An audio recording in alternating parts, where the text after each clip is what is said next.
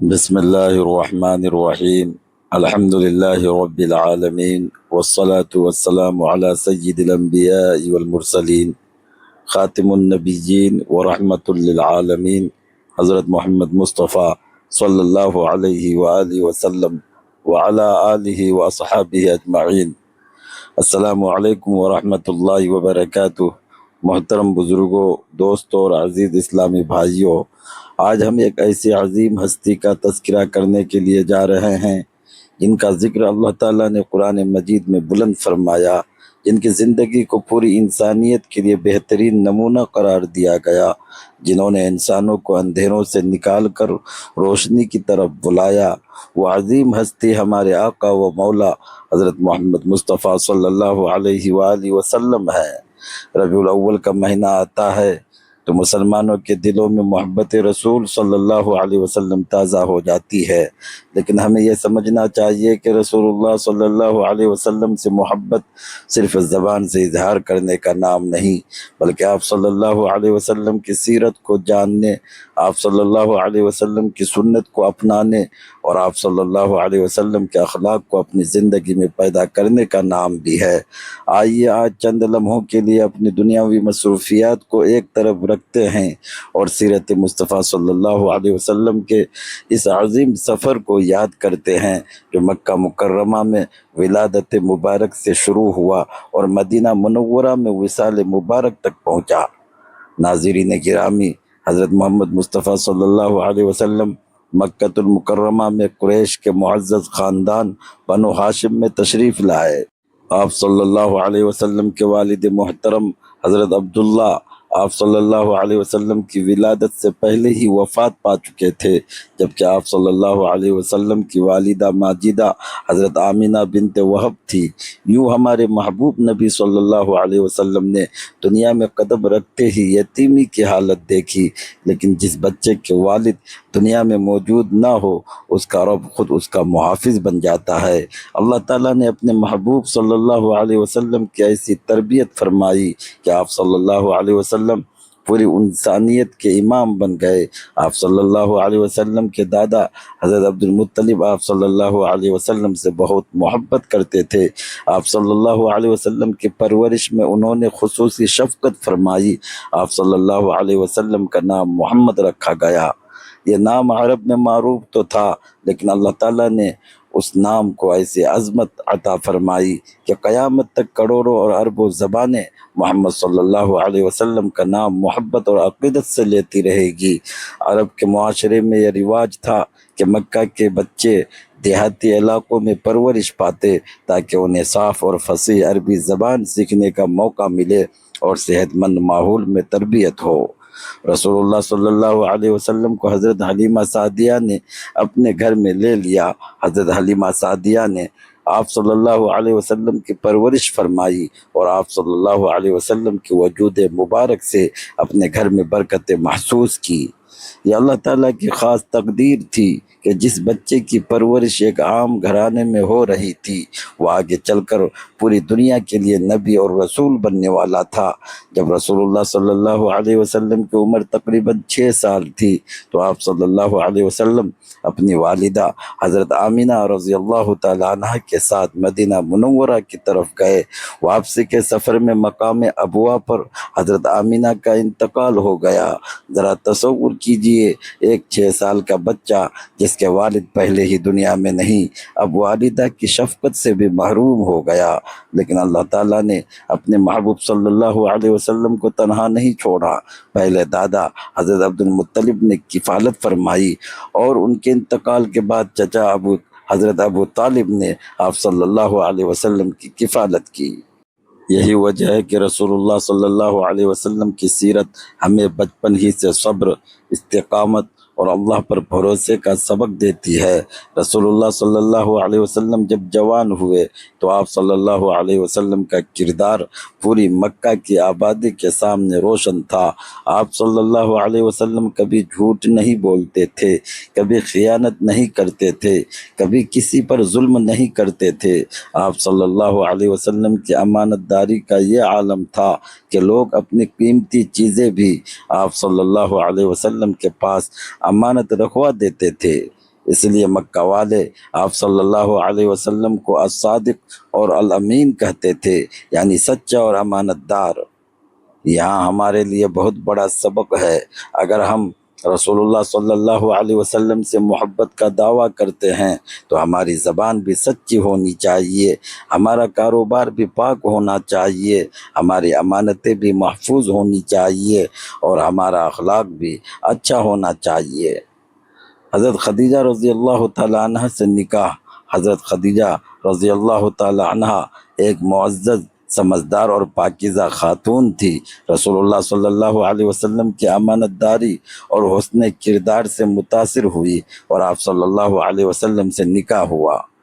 حضرت خدیجہ نے رسول اللہ صلی اللہ علیہ وسلم کی زندگی میں انتہائی اہم کردار ادا کیا۔ جب پہلی وحی کے بعد رسول اللہ صلی اللہ علیہ وسلم گھر تشریف لائے تو آپ صلی اللہ علیہ وسلم پر جو کیفیت گزری تھی، اس موقع پر حضرت خدیجہ نے آپ صلی اللہ علیہ وسلم کو تسلی دی۔ انہوں نے آپ صلی اللہ علیہ وسلم کے کردار اور اللہ تعالیٰ سے تعلق کی گواہی دی۔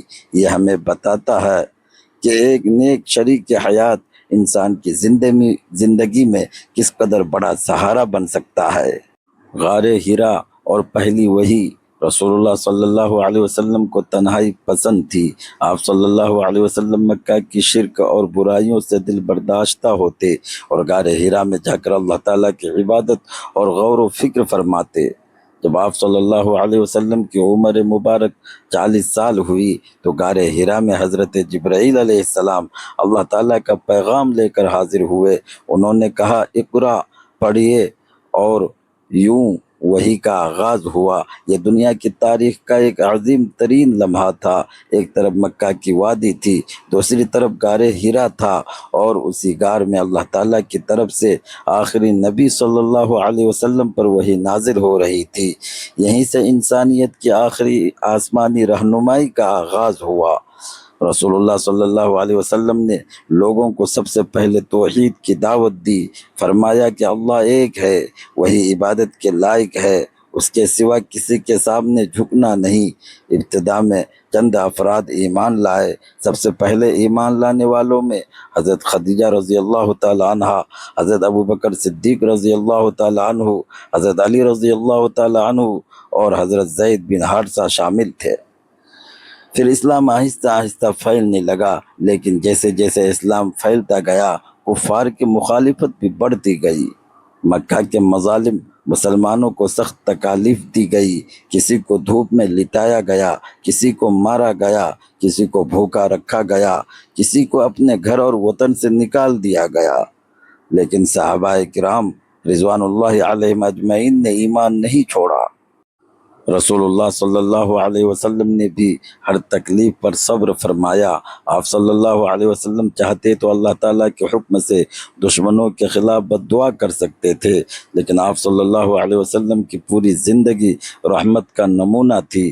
آپ صلی اللہ علیہ وسلم انسانوں کو جہنم سے بچانے کے لیے فکر مند تھے۔ حبشہ کی ہجرت۔ جب مکہ کے مظالم حد سے بڑھ گئے تو بعض صحابہ کرام نے حبشہ کی طرف ہجرت کی۔ رسول اللہ صلی اللہ علیہ وسلم نے انہیں ایک ایسے بادشاہ کے ملک میں جانے کی اجازت دی جس کے بارے میں آپ صلی اللہ علیہ وسلم نے فرمایا کہ وہاں کسی پر ظلم نہیں ہوتا۔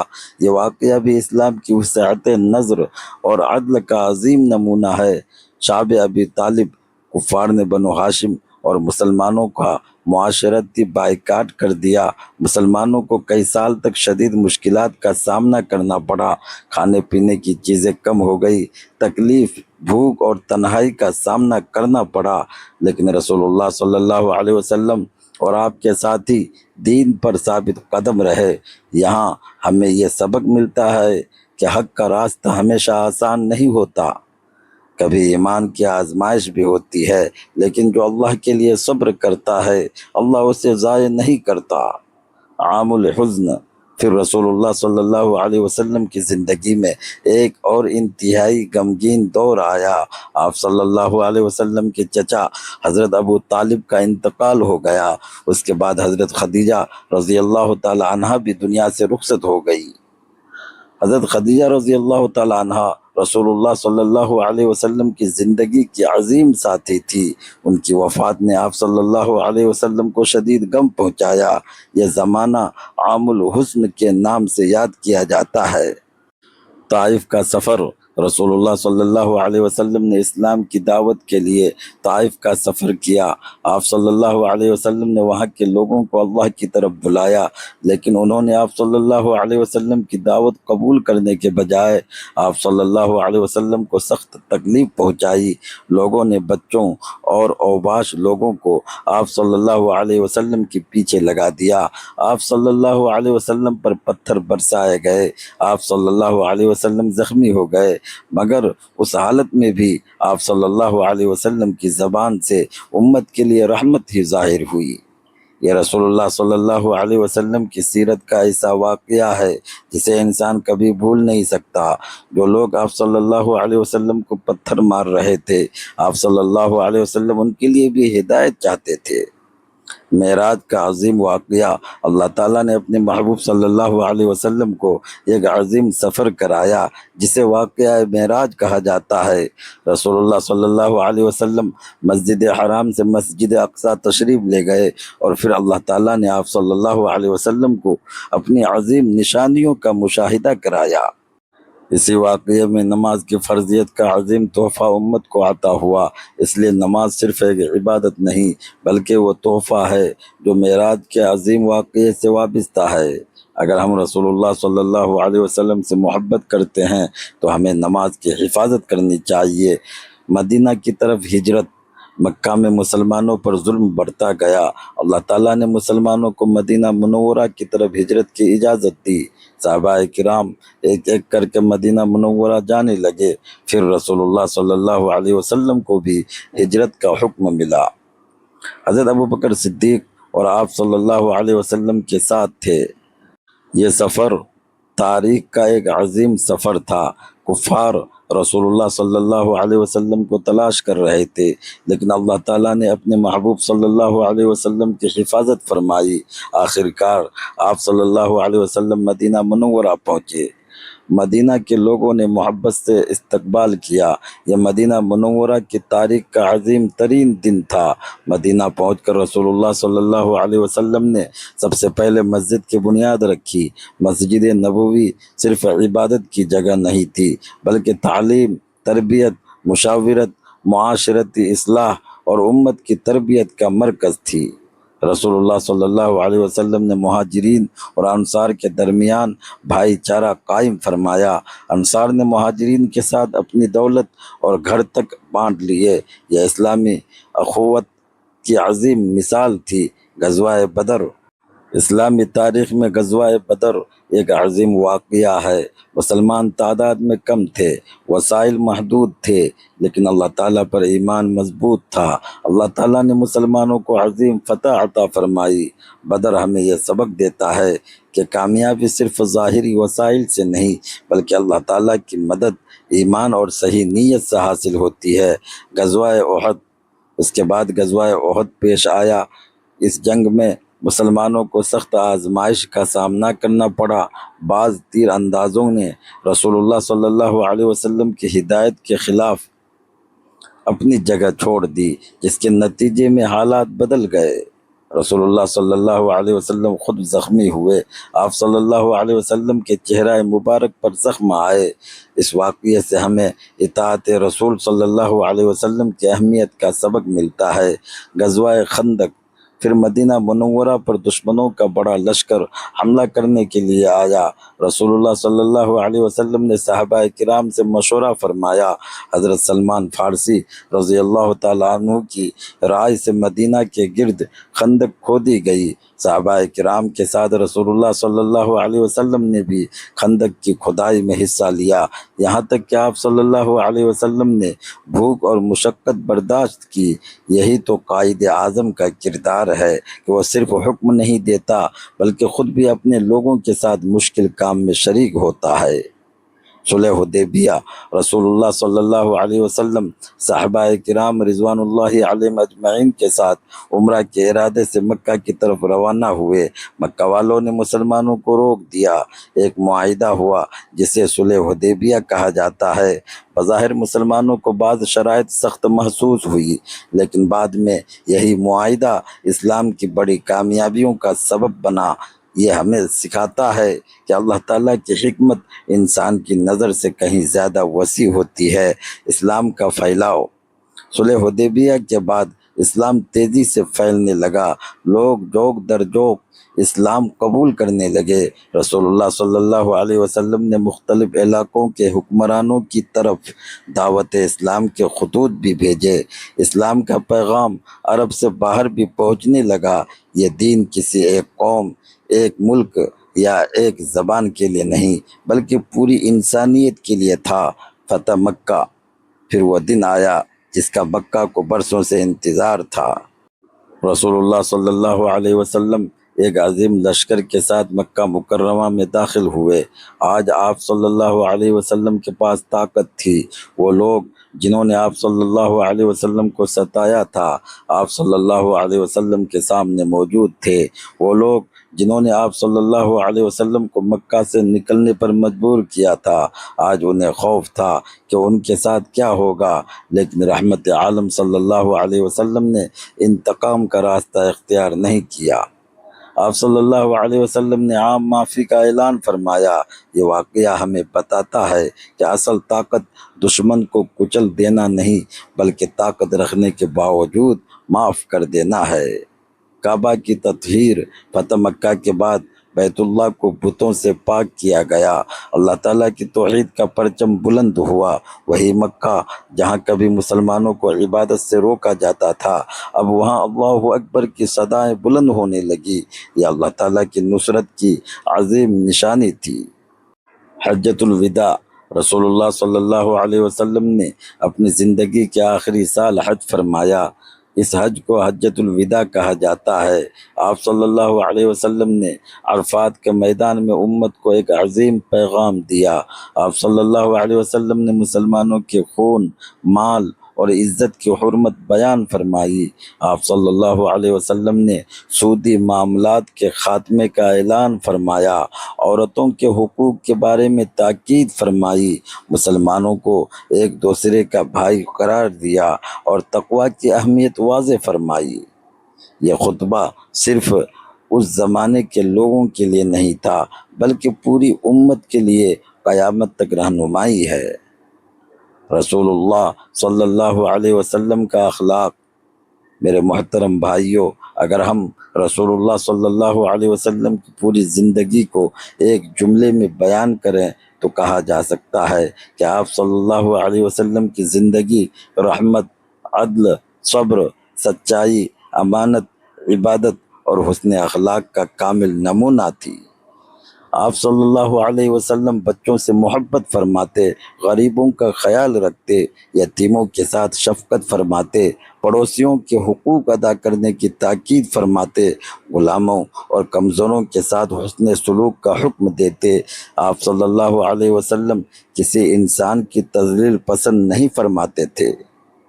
آپ صلی اللہ علیہ وسلم نے ہمیں بتایا کہ مسلمان وہ ہے جس کی زبان اور ہاتھ سے دوسرے مسلمان محفوظ رہیں۔ گھر میں رسول اللہ صلی اللہ علیہ وآلہ وسلم کا اخلاق، رسول اللہ صلی اللہ علیہ وسلم مسجد میں امام بھی تھے، مسلمانوں کے قائد بھی تھے، استاد بھی تھے، لیکن گھر میں بھی انتہائی محبت اور نرمی سے پیش آتے۔ آپ صلی اللہ علیہ وسلم اپنے اہل خانہ کے ساتھ حسن سلوک فرماتے۔ یہ ہمارے لیے بہت بڑا سبق ہے۔ کبھی کبھی انسان باہر لوگوں کے ساتھ بہت اچھا برتاؤ کرتا ہے، لیکن گھر والوں کے ساتھ سختی کرتا ہے۔ سیرت رسول صلی اللہ علیہ وآلہ وسلم ہمیں سکھاتی ہے کہ اصل حسن اخلاق گھر سے شروع ہوتا ہے۔ آخری بیماری، رسول اللہ صلی اللہ علیہ وسلم کی زندگی کے آخری دن قریب آنے لگے۔ آپ صلی اللہ علیہ وسلم بیمار ہوئے۔ آپ صلی اللہ علیہ وسلم نے نماز کی بار بار تاکید فرمائی۔ حضرت ابو بکر صدیق رضی اللہ تعالی عنہ کو نماز کی امامت کا حکم دیا۔ صحابہ کرام آپ صلی اللہ علیہ وسلم کی بیماری کی وجہ سے بے حد پریشان تھے۔ جس نبی صلی اللہ علیہ وسلم کے ساتھ انہوں نے زندگی کے بہترین دن گزارے تھے، اب انہیں جدائی کا وقت قریب محسوس ہو رہا تھا۔ وصال مبارک، آخر کار وہ وقت آ گیا جب رسول اللہ صلی اللہ علیہ وسلم نے دنیا سے پردہ فرمایا۔ آپ صلی اللہ علیہ وسلم کی عمر مبارک 63 سال تھی۔ آپ صلی اللہ علیہ وسلم نے دنیا میں آ کر انسانیت کو توحید سکھائی، نماز سکھائی، روزہ سکھایا، زکوٰۃ سکھائی، حج سکھایا، اخلاق سکھایا، والدین کے حقوق سکھائے، پڑوسیوں کے حقوق سکھائے، یتیموں، مسکینوں اور کمزوروں کا خیال رکھنا سکھایا، اور سب سے بڑھ کر اللہ تعالیٰ سے تعلق کا راستہ دکھایا۔ رسول اللہ صلی اللہ علیہ وسلم ظاہری طور پر دنیا سے تشریف لے گئے، لیکن آپ صلی اللہ علیہ وسلم کی سنت آج بھی ہمارے درمیان موجود ہے۔ آپ صلی اللہ علیہ وسلم کی تعلیمات آج بھی زندہ ہیں۔ آپ صلی اللہ علیہ وسلم کا قرآن آج بھی ہمارے پاس ہے۔ آپ صلی اللہ علیہ وسلم کی سیرت آج بھی ہمارے لیے مشعل راہ ہے۔ صحابہ کرام پر وصال کا صدمہ، رسول اللہ صلی اللہ علیہ وسلم کی وصال کی خبر صحابہ کرام کے لیے انتہائی صدمے کا باعث تھی۔ کچھ صحابہ غم کی شدت سے یہ بات قبول نہیں کر پا رہے تھے۔ حضرت ابو بکر صدیق نے لوگوں کو سنبھالا اور انہیں حقیقت کی طرف متوجہ کیا کہ عبادت صرف اللہ تعالیٰ کی ہے اور اللہ ہمیشہ زندہ رہنے والا ہے۔ یوں امت نے اپنے محبوب نبی صلی اللہ علیہ وسلم کو ظاہری طور پر کھو دیا، لیکن آپ صلی اللہ علیہ وسلم کا مشن اور پیغام قیامت تک کے لیے باقی رہ گیا۔ ربیع الاول ہمیں کیا پیغام دیتا ہے؟ محترم بھائیوں، ربیع الاول ہمیں صرف ایک تاریخی واقعہ یاد کرنے کے لیے نہیں آتا، یہ ہمیں اپنی زندگی کا جائزہ لینے کا موقع دیتا ہے۔ ہم اپنے دل سے پوچھیں، کیا ہم واقعی رسول اللہ صلی اللہ علیہ وآلہ وسلم سے محبت کرتے ہیں؟ اگر محبت ہے تو کیا ہم نماز کی پابندی کرتے ہیں؟ اگر محبت ہے تو کیا ہم جھوٹ سے بچتے ہیں؟ اگر محبت ہے تو کیا ہم والدین کی خدمت کرتے ہیں؟ اگر محبت ہے تو کیا ہم اپنے بیوی بچوں کے ساتھ اچھا سلوک کرتے ہیں؟ اگر محبت ہے تو کیا ہم پڑوسیوں کا خیال رکھتے ہیں؟ اگر محبت ہے تو کیا ہم کسی کا حق نہیں مارتے؟ اگر محبت ہے تو کیا ہم غیبت، چغلی، حسد اور تکبر سے بچتے ہیں؟ رسول اللہ صلی اللہ علیہ وآلہ وسلم کی محبت کا سب سے خوبصورت ثبوت یہ ہے کہ انسان اپنی زندگی کو آپ صلی اللہ علیہ وسلم کی سنت کے مطابق ڈھالنے کی کوشش کرے۔ آج ہمیں سیرت کی سب سے زیادہ ضرورت کیوں ہے؟ آج دنیا ترقی کر چکی ہے لیکن انسان پریشان ہے۔ مال ہے مگر سکون نہیں، گھر ہیں مگر محبت کم ہے، رشتے ہیں مگر خلوص کم ہے، معلومات بہت ہیں مگر عمل کم ہے۔ ایسے دور میں ہمیں سیرت مصطفیٰ صلی اللہ علیہ وسلم کی ضرورت پہلے سے زیادہ ہے۔ رسول اللہ صلی اللہ علیہ وسلم ہمیں سکھاتے ہیں کہ دل میں اللہ کی محبت ہو، زبان پر سچ ہو، ہاتھ سے کسی کو تکلیف نہ پہنچے، دل میں معافی ہو، معاملات میں دیانت ہو اور زندگی میں تقویٰ ہو۔ اگر ایک گھر رسول اللہ صلی اللہ علیہ وسلم کی سنت پر چلنے لگے تو وہ گھر جنت کا نمونہ بن سکتا ہے۔ اگر ایک بازار سنت کے مطابق چلنے لگے تو وہاں دھوکہ اور خیانت ختم ہو سکتی ہے۔ اگر ایک معاشرہ رسول اللہ صلی اللہ علیہ وسلم کے اخلاق اپنا لے تو ظلم، نفرت اور فساد کم ہو سکتا ہے۔ میرے محترم اسلامی بھائیوں، ہمیں ربیع الاول میں صرف رسول اللہ صلی اللہ علیہ وسلم کا ذکر نہیں کرنا بلکہ رسول اللہ صلی اللہ علیہ وسلم کی سیرت کو اپنی زندگی میں اتارنے کا عہد کرنا چاہیے۔ آئیے آج عہد کریں، ہم نماز کی پابندی کریں گے، جھوٹ سے بچیں گے، والدین کی عزت کریں گے، اپنے اہل خانہ کے ساتھ نرمی کریں گے، یتیموں اور غریبوں کی مدد کریں گے، کسی کا حق نہیں ماریں گے، غیبت اور چغلی سے بچیں گے، اور اپنے پیارے نبی حضرت محمد مصطفیٰ صلی اللہ علیہ وآلہ وسلم کی سنتوں کو اپنی زندگی کا حصہ بنانے کی کوشش کریں گے۔ اللہ تعالی ہمیں صرف سیرت سننے والا نہیں بلکہ سیرت پر عمل کرنے والا بنائے۔ اے اللہ رب العالمین، ہم تیرے عاجز بندے ہیں، یا اللہ ہمارے دلوں کو اپنے محبوب حضرت محمد مصطفیٰ صلی اللہ علیہ وآلہ وسلم کی سچی محبت سے بھر دے۔ یا اللہ ہمیں رسول اللہ صلی اللہ علیہ وسلم کی سنتوں پر چلنے والا بنا دے۔ یا اللہ ہمارے اخلاق کو نبی کریم صلی اللہ علیہ وآلہ وسلم کے اخلاق کے مطابق بنا دے۔ یا اللہ ہماری نمازوں کی حفاظت فرما، ہمیں قرآن پڑھنے اور اس پر عمل کرنے کی توفیق عطا فرما۔